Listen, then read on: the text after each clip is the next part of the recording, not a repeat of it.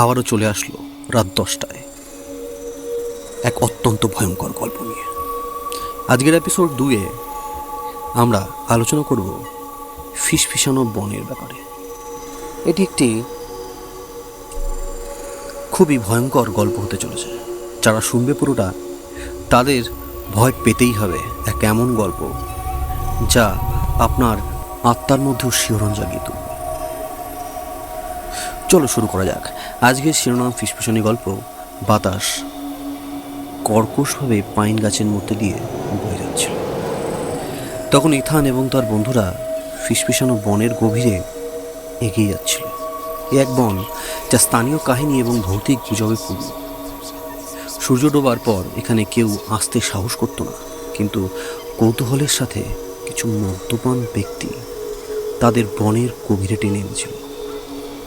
দলটি এগিয়ে চলছিল, হাসছিল, কিন্তু সেই হাসির মধ্যে ছিল একটি ভয় মিশ্রিত স্নায়বিকতা। বনের ফিসফিসানি আরও স্পষ্ট হচ্ছিল, যেন গাছগুলো একে অপরের সাথে কথা বলছে। হঠাৎ কোথাও একটা ডাল ভেঙে পড়ার শব্দ হলো। সবাই একটু থেমে গেল। তুমি কি শুনতে পেলে? হ্যাঁ। তার চোখ আতঙ্কে চঞ্চল। কিন্তু এটা শুধু বাতাস হতে পারে না, তাই না? কিন্তু বাতাস যেন আরো ভারী হয়ে গেল, যেন বনের ভেতরে কিছু ছিল, কিছু যা কেবল দৃশ্যমান নয়।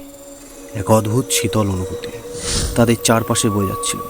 ঠিক তখন খুব কাছ থেকে শোনা গেল পাতা মোচমোচানোর আওয়াজ। সবাই পেছন ফিরে তাকালো, কিছুই দেখা যাচ্ছিল না, কিন্তু তারা সবাই অনুভব করল যেন কিছু তাদের উপর নজর রাখছে। ইথান একটি লাঠি তুলে নিল, প্রস্তুত ছিল আত্মরক্ষার জন্য। জ্যাক প্রায় ফিসফিসিয়ে বলল, চল আমরা এখান থেকে চলে যাই। কিন্তু ঠিক তখন এক ভয়াবহ গর্জন তাদের কানে এসে পৌঁছাল, এতটা অমানবিক যে সবাই আতঙ্কে জমে গেল।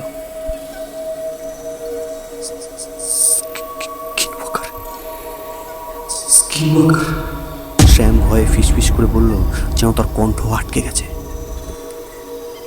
স্প্রিংওয়াকার কি জিনিস আপনাদের বলে দিয়ে, এর ক্ষমতা কি সেটাও বলে দিই।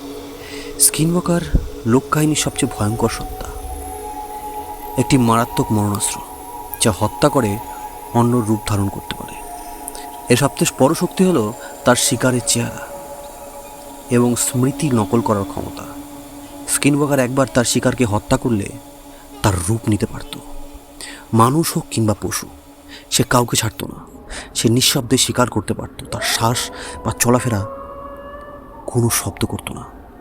সে অন্ধকারের সাথে এক হয়ে শিকারকে অনুসরণ করত যতক্ষণ না সে আঘাত হানার উপযুক্ত সময় পেত।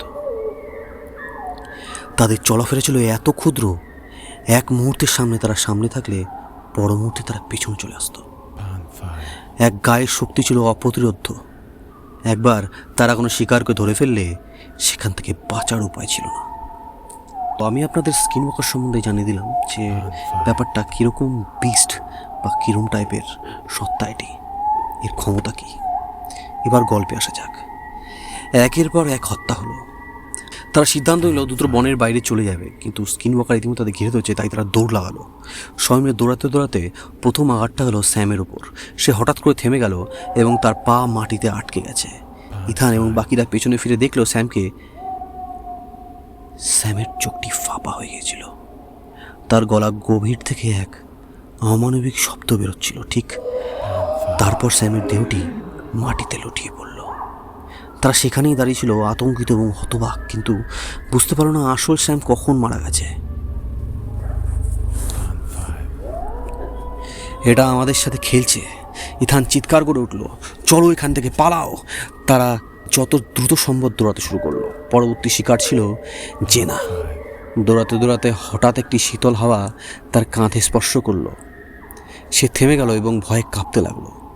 সবাই বুঝে ওঠার আগেই স্কিনওয়াকার তার পেছনে এসে হাজির হলো, ঠিক স্যামের রূপে। সে তার ঘাড়ে এক মোক্ষম আঘাত করল এবং এক ঝটকায় তার ধড় আর মাথা আলাদা করে দিল। জিনার দেহ নিস্তেজ হয়ে পড়ে গেল। স্কিনওয়াকার তার হাত দিয়ে তাকে মাটিতে ঠেলে দিল। এক মুহূর্তে তার প্রাণ নাশ হয়ে গেছিল। ইথান আর জ্যাক তখন মরিয়া হয়ে দৌড়াতে লাগলো, কিন্তু তারা জানতো এটা তাদের ধীরে ধীরে ফাঁদে ফেলছে। স্কিনওয়াকার আবারও বদলে গেল। এবার জেনার রূপ ধারণ করে জ্যাক অস্পষ্টভাবে বলল, যেন সে কিছুটা আশা করতে চাইছিল, জেনা। কিন্তু স্কিনওয়াকার মুহূর্তের সামনে এসে জ্যাকের গলা চিপে ধরল। এক মুহূর্তের মধ্যে তার শরীর নিথর হয়ে গেল। ইথান একাই রয়ে গেল। সে জানতো পালানোর আর উপায় নেই। স্কিনওয়াকার ধীরে ধীরে তার সামনে হাজির হলো, প্রতিবার ভিন্ন ভিন্ন রূপ নিয়ে। একবার স্যাম, একবার জেনা, একবার জ্যাক। তুমি পালাতে পারবে না। স্কিনওয়াকার এবার ইথানের নিজের কণ্ঠে। বনের রাতে নিস্তব্ধতা আবার ফিরে এলো। কয়েকদিন পর ইথান গ্রামের বাইরে ফিরে এলো। তার পরিবার, যারা তাকে মৃত ভেবেছিল, তার ফিরে আসা দেখে হতবাক হলো। কিন্তু কিছু যেন তার মধ্যে বদলে গিয়েছিল। তার চোখগুলো ছিল শীতল এবং ফাঁপা। তার চেহারায় কোনো আবেগ ছিল না। তার মা ছুটে এসে তাকে জড়িয়ে ধরে বলল, ইথান, তুমি বেঁচে আছো? কিন্তু ইথানের ঠোঁটে কোনো হাসি ছিল না, কোনো উষ্ণতা ছিল না। সে শুধু ফাঁকা চোখে তাকিয়ে রইল। সন্ধ্যায় ইথানের পরিবার লক্ষ্য করল কিছু অস্বাভাবিক। ইথান কথা বলছিল, কিন্তু তার কণ্ঠস্বরে এক অদ্ভুত শীতলতা ছিল, যেন তার ভিতরে কিছু অন্যরকম রয়ে গেছে। তার বাবা সন্দেহভাজন হয়ে তাকে জিজ্ঞেস করলো, তুমি ঠিক আছো তো? ইথান, তুমি আলাদা লাগছো। ইথান এক মুহূর্তের জন্য স্থির হয়ে দাঁড়িয়ে থাকলো। তারপর হঠাৎ তার মুখে এক অদ্ভুত বিকৃত হাসি।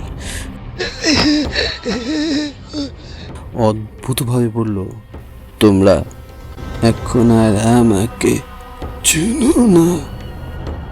সে বলল, তার কণ্ঠ গভীর ও শীতল, যা পরিবারের কাউকে চিনতে বাধ্য করল যে এটি ইথান নয়, এটি ছিল স্কিনওয়াকার, যেটি ইথানের রূপ ধারণ করে ফিরে এসেছিল। সেই ভয়ানক রাতে ইথান শেষ হয়ে গেছিল। তারপর রাতে একে একে ইথানের পরিবারের সদস্যরা অদ্ভুতভাবে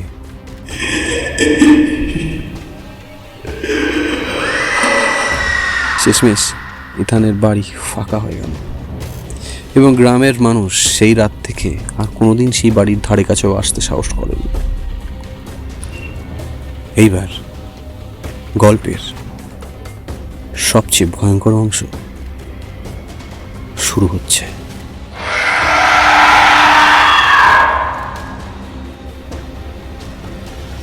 এবার এই বিভীষিকা শুধু তার বাড়িতে নেই, তার গ্রামেও ছড়িয়ে গেল।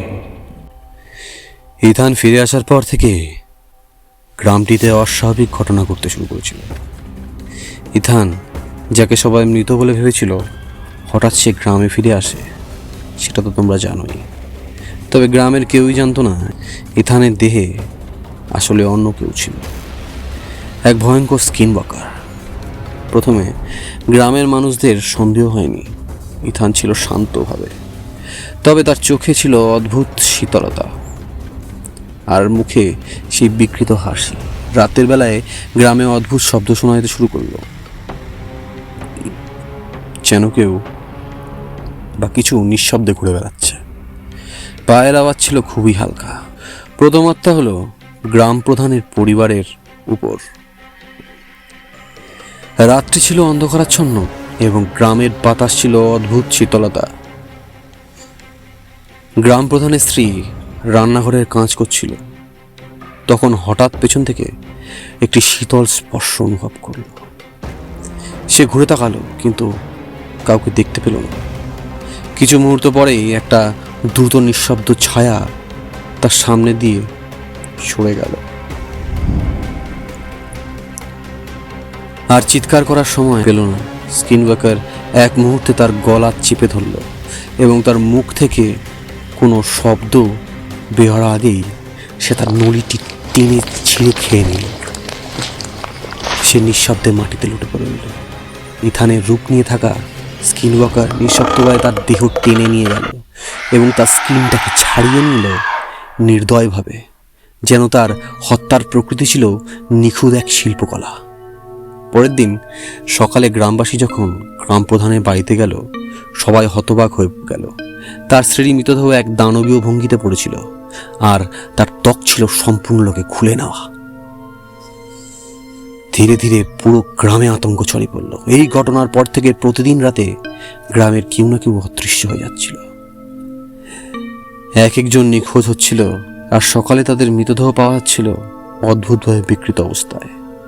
প্রত্যেকের ত্বকগুলো নিখুঁতভাবে ছাড়ানো থাকতো, আর প্রতিটি মৃতদেহের পাশে ছিল ইথানের পায়ের ছাপ। গ্রামের মানুষেরা ইথানকে সন্দেহ করতে শুরু করলো, কিন্তু যখনই কেউ তাকে জিজ্ঞেস করত, সে শুধু তার বিকৃত হাসি দিত, আর কিছু বলতো না। কেউ সাহস করে তার মুখোমুখি হতেও পারত না, কারণ তার চোখে ছিল অদ্ভুত এক নিষ্ঠুর আলো। এরপরে আসলো সেই চূড়ান্ত রাত। পুরো গ্রাম হয়ে গেল নিশ্চিহ্ন। শেষ রাত এলো যেদিন পুরো গ্রাম মৃত্যুর কবলে পড়ল। সেই রাতে বাতাস ছিল আরও শীতল, আর গ্রামের গাছপালায় অনেকজন যেন একসঙ্গে ফিসফিস করছে। স্কিনওয়াকার ইথানের রূপে নিঃশব্দে পুরো গ্রাম ঘুরে বেড়াচ্ছিল। সে একে একে প্রতিটি বাড়িতে প্রবেশ করছিল, আর প্রতিবার সে তার শিকারকে এমন নিঃশব্দে হত্যা করছিল যে কেউ বুঝতেও পারছিল না কি ঘটছে। সে তার শিকারদের ত্বক নিখুঁতভাবে খুলে ফেলছিল, যেন তার প্রতিটি হত্যা ছিল নিখুঁত পরিকল্পিত। শেষমেশ যখন ভোর হলো, গ্রামটি সমস্ত বাড়িতে লাশের স্তূপ জমে গেছিল। প্রত্যেকটি দেহ ছিল বিকৃত এবং ত্বকহীন অবস্থায়। গ্রামটি একেবারে নিশ্চিহ্ন হয়ে গেল, যেন কোনো অশুভ শক্তি পুরো গ্রামটিকে গ্রাস করে নিয়েছে। স্কিনওয়াকার পুরো গ্রামটি নিশ্চিহ্ন করার পর গ্রামের শেষ প্রান্তে দাঁড়িয়ে ছিল। তার চোখে ছিল এক নিষ্ঠুর খিদা, আনন্দ। ইথানের রূপে সে এখন গ্রাম থেকে বেরিয়ে গেল, যেন সে আবার নতুন শিকারের খোঁজে যাত্রা করছে। সে তার শিকারকে ত্বকহীন করে ফেলত এবং তার শক্তি বাড়ানোর জন্য সেই ত্বক ব্যবহার করত। প্রতিবার সে নতুন রূপ নিত, তার ক্ষমতা আরও বৃদ্ধি পেত। ফিসফিসানো বন আর গ্রামটি তার নিঃশব্দ শিকার ক্ষেত্র হয়ে উঠল, যেখানে কেউ আর কোনোদিন ফিরে যেতে সাহস করবে না। কিন্তু স্কিনওয়াকার জানত, যতক্ষণ পর্যন্ত নতুন শিকার থাকবে, ততক্ষণ তার হিংস্র খেলা চলতেই থাকবে। সবচেয়ে ভয়ঙ্কর অংশটি হলো, স্কিনওয়াকার পুরো গ্রামকে একে একে হত্যা করে তাদের ত্বক খুলে নিয়ে তাদের শরীর বিকৃত করে ফেলে রাখল, এবং কেউ টের পাচ্ছিল না যে আসল ইথান কখন মারা গেছিল। গল্পটি এখানেই শেষ। আশা করি গল্পটি একটু বড় হয়ে গেছে, কিন্তু যদি আপনাদের ভালো লেগে থাকে, লাইক, কমেন্ট, সাবস্ক্রাইব, শেয়ার করে আমাকে বাধিত করবেন। অ্যাকচুয়ালি গল্পগুলি বানাতে গেলে আগে আমাদের ভয় পেতে হয়, তারপর আপনাদের ভয় পাওয়ানোর জন্য আমাদের আরও ভয় পেতে হয়। এই পডকাস্টগুলো খুব ইজি নয়, খুব কঠিন। এগুলো তৈরি করতে গেলে সারাটা দিন আপনার মুড নষ্ট হয়ে থাকবে, কারণ আপনি নতুন নতুন গল্প লিখছেন, নতুন গল্প আলোচনা করছেন, নতুন গল্প চিন্তা করছেন, আর সে সবকটি ভূতের। সেক্ষেত্রে আপনার মেন্টাল পরিস্থিতি এমন জায়গায় যাবে যখন আপনার বাড়ির লোক ভাববে আপনি পাগল হয়ে গেছেন, কারণ আপনি সবসময় কিছু না কিছু একটা গল্প রচনা করছেন। এত গল্প আসে কোথায়? গল্প মনের গভীরতা থেকে তৈরি হয়। যখন আমি গল্প বানাই, তখন আমি সেই পিচাসটা বা সেই মানুষটার রূপ ধারণ করি। যখন আমি গল্প বানাই, তখন আমি সেই ব্যথাটা অনুভব করি। ফ্যান্টম 10 আমার হাতের তৈরি, যেখানে অদ্ভুত রকমের ভূতের গল্প আমরা প্রস্তুত করে আপনাদের সামনে রাখছি। যদি ভালো লেগে থাকে, আবারও বলছি, লাইক, কমেন্ট, সাবস্ক্রাইব, শেয়ার করে বাধিত করবেন, যাতে আমরা আরও ভালো গল্প বানিয়ে আপনাদের সামনে প্রস্তুত করতে পারি। Tata, bye bye, see you tomorrow. আর হ্যাঁ, ভগবানকে ভরসা রাখবেন, কোনো কিছু আপনাকে কিছু করতে পারবে না। এ তো গল্পতে গরু গাছে ওঠে, মনে রাখবেন। এর মধ্যে একদম মিশে যাবেন না।